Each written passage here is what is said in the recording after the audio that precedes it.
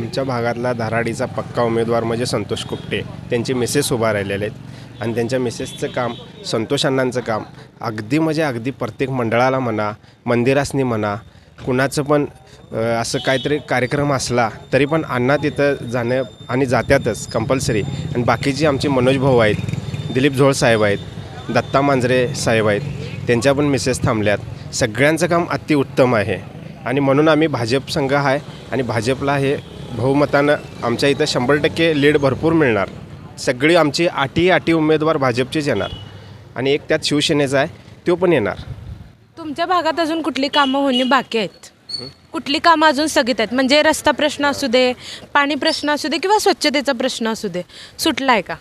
सगळी प्रश्न सुटलेले आहेत. रोज घंटागाडी येत्या, सगळी कामं येतात.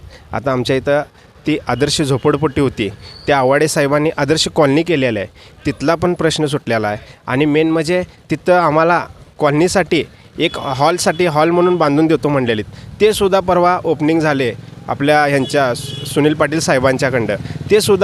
ते पण काम आता जोरात चालू आहे. मग तुमचे जे काही उर्वरित प्रश्न असतील किंवा तुमच्या उर्वरित समस्या असतील, त्या समस्या ह्या चौघांकडून, म्हणजे आवाडे साहेबांनी जसे तुमचे प्रश्न सोडवले तसे हे चारही उमेदवार सोडवणार का? हो 100% सोडवणार. आम्हाला खात्री आहे 100% सगळे उमेदवार सोडवणार. धन्यवाद.